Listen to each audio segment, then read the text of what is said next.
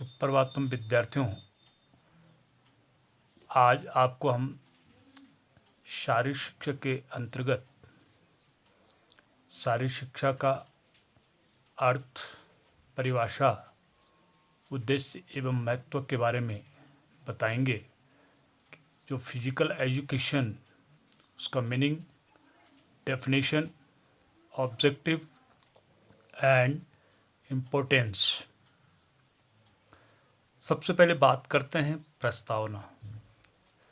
शारीरिक शिक्षा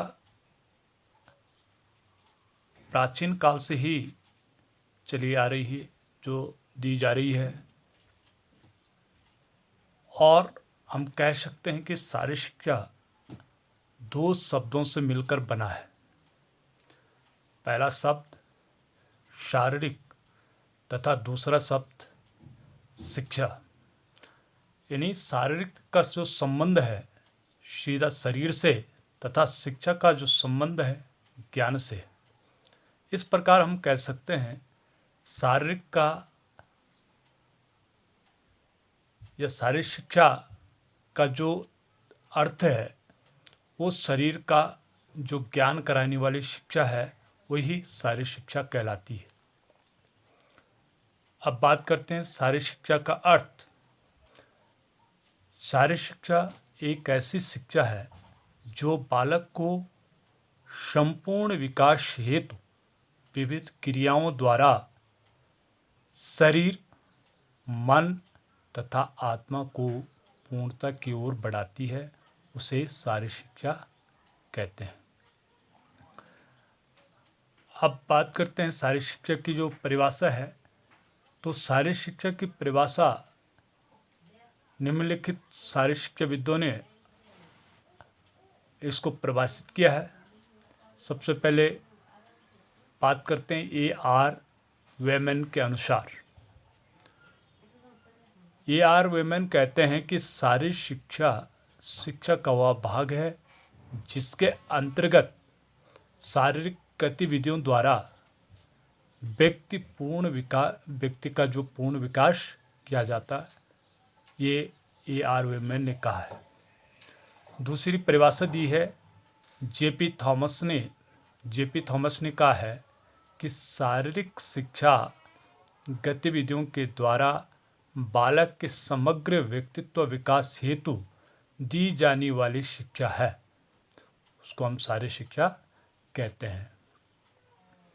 अगला हमारा तीसरा जो बिंदु है, शारीरिक शिक्षा के जो उद्देश्य हैं वो क्या क्या बताए गए हैं, इसका मेन लक्ष्य क्या है, उद्देश्य क्या है।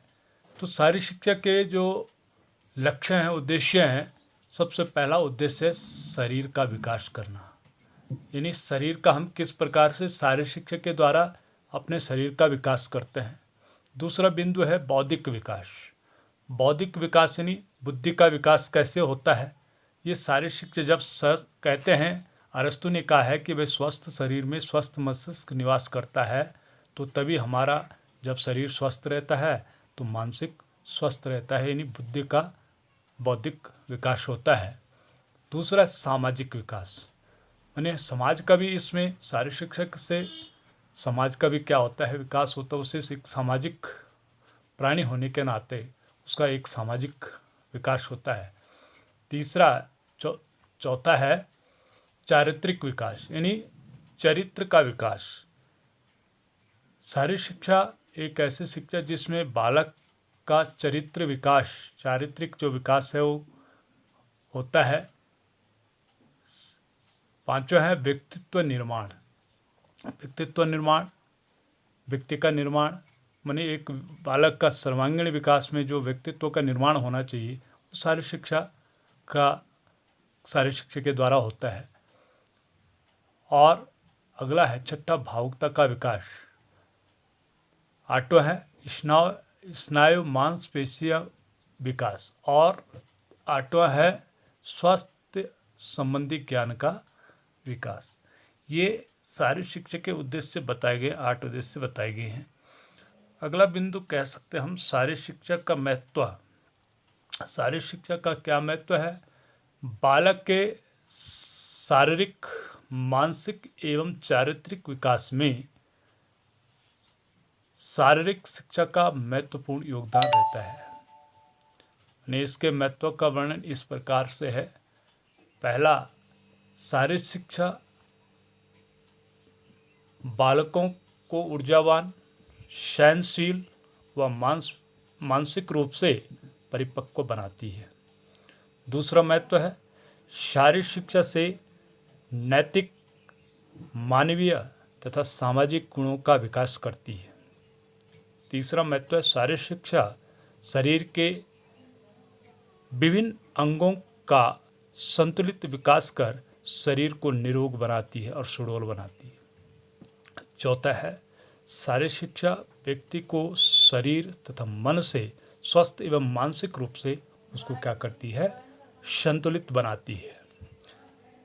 इसलिए इन सभी उद्देश्यों की पूर्ति के लिए विद्यालय अपने यहाँ नियमित व्यायाम एवं विभिन्न खेल कूदों का प्रदान करती है।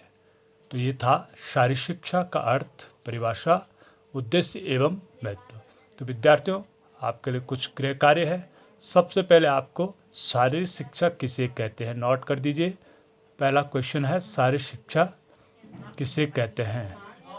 दूसरा प्रश्न लिखिए, शारीरिक शिक्षा की कोई एक परिभाषा दीजिए। तीसरा क्वेश्चन है, शारीरिक शिक्षा के क्या क्या उद्देश्य बताए गए हैं।